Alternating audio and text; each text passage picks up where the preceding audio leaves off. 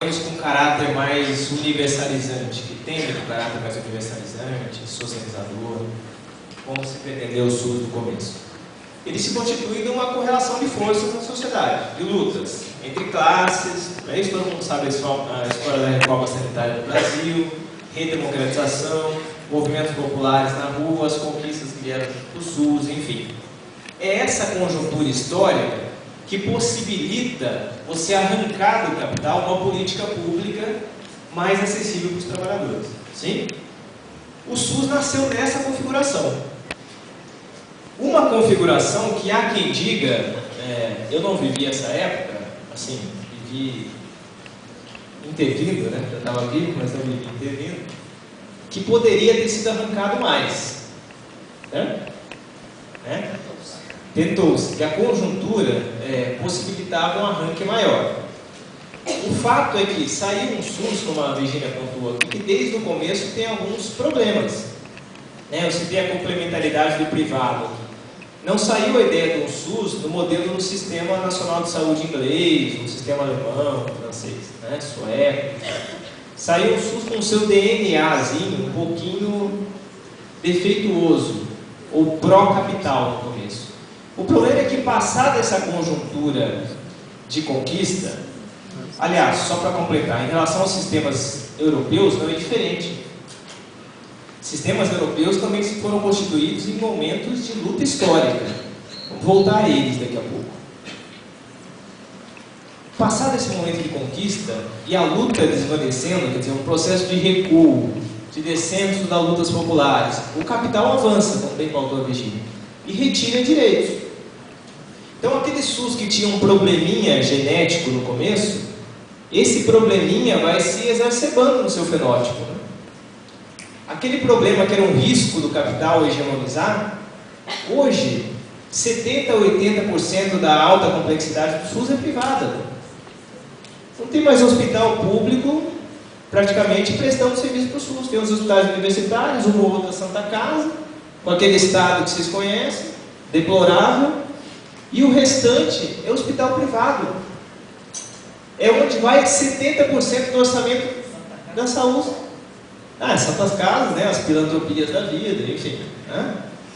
Mas vejam, onde vai 70% do dinheiro do SUS é privado.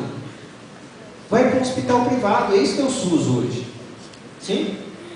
Por causa de um detalhezinho no seu nascimento, na sua Constituição, que não propôs um sistema estatal completo, como alguns sistemas europeus, que propôs um sistema com complementaridade privada. Quer dizer, é esse andar histórico que constitui a política pública e a transforma também.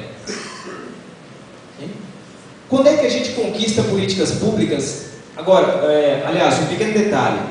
Ela vai sendo desmantelada com o seu andar quando tem descenso. Agora, quanto mais você conquistou, mais você tem uma gordurinha para queimar.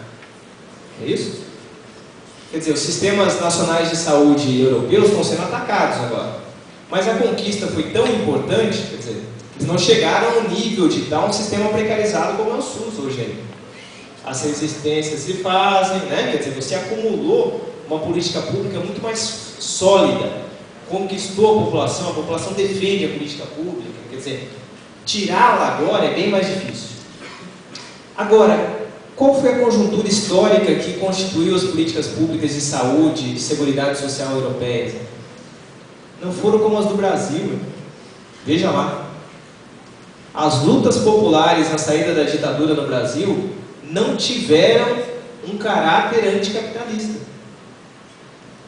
Sim? Tiveram um caráter de reforma social, ampliação do Estado, democratização, conquistas sociais. Rogério, mas na Inglaterra, na França, teve caráter anticapitalista? Para conquistar o Estado de bem-estar social europeu? Teve luta anticapitalista? Teve. O principal espaço da luta anticapitalista não era dentro da Inglaterra. Não era dentro da França. Mas o que tinha na Europa na década do ano de 17 até o fim da Segunda Guerra Mundial? Tinha algo chamado União da República Socialista Soviética. Um pequeno detalhe: junto com uma China, um aspecto que colocava quase 40% da população sobre formas de produção que tentaram caminhar para o socialismo. Luta anticapitalista.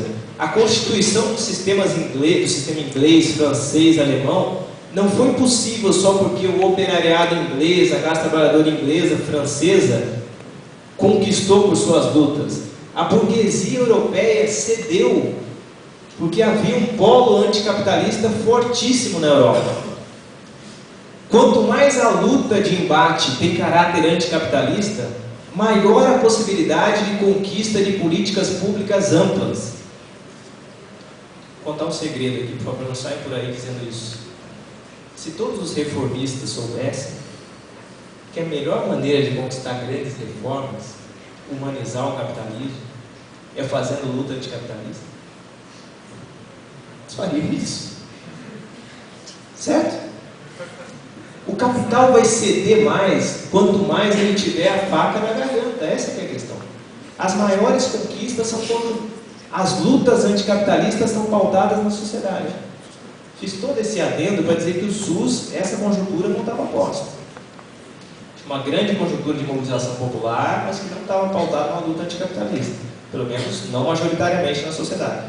Então nasce um projeto muito aquém dos projetos de seguridade social europeus. Muito aquém.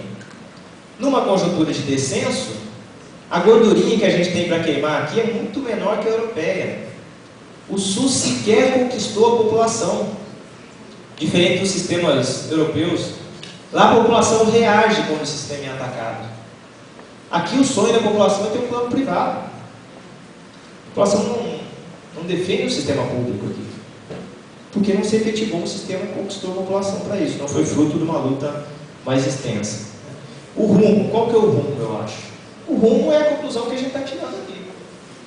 Virginia pautou, quer dizer, se a gente volta a ter enfrentamentos que pautem políticas públicas universalizantes na sociedade, de uma maneira geral, com caráter anticapitalista, maiores são as chances, Gastão, da gente constituir um sistema de saúde amplo, integral, universal. Deixado à margem do que está, caminhando da maneira como está, a tendência do SUS é essa tendência, de ir privatizando, piorando os serviços. Sim? A esfera privada vai ganhando bastante. A esfera privada não bate no SUS mais hoje, porque o SUS dá muito lucro. Né? Então passa necessariamente por enfrentamentos sociais. É assim que a gente vai poder resgatar o SUS. Veja, isso é uma ideia que vai um pouco contrária à ideia de que a luta interna da própria reforma sanitária é capaz de retomar o SUS. Que é a grande questão do movimento sanitário hoje. Como é que faz para recolocar a reforma em movimento? Recolocar a reforma em movimento passa por fora da reforma sanitária. Passa pela luta da sociedade. A reforma sanitária será influenciada por isso. Ou não será uma reforma sanitária que se aprofundará. Achar que procurar melhores modos de gestão, fundações, sim? Só pedir um dinheirinho a mais, ao invés de 5%, coloca 6%, que isso vai melhorar o sistema. É 1% a mais que vai para a iniciativa privada. É isso que vai acontecer. Aprofundar a reforma passa por retomar a luta social no país. Estamos falando do SUS, tá? Poderíamos estar falando de um monte de coisa, da universalização da educação no país, né? Da educação superior, a Virginia pontuou bem. Tudo isso passa por uma conjuntura histórica que a gente tem que pautar com um caráter mais amplo. O Lucas aqui pautou a questão da obrigatoriedade. Veja, se a gente faz toda essa discussão desvinculada, ela fica complicada. Tem problema do Estado definir critérios para atender necessidades sociais? No princípio não tem problema com isso, certo? De falar assim, ó, dos estudantes que vão se formar aí, o sistema inglês tem isso. O pessoal se forma lá na universidade, tem que passar 1 ou 2 anos atendendo como médico generalista. Quero ser médico neurocirurgião, ok. Você vai passar 2 anos atendendo como médico generalista. Tem problema nisso? Não tem problema. A sociedade produz os indivíduos, investe no conhecimento dos indivíduos, sim?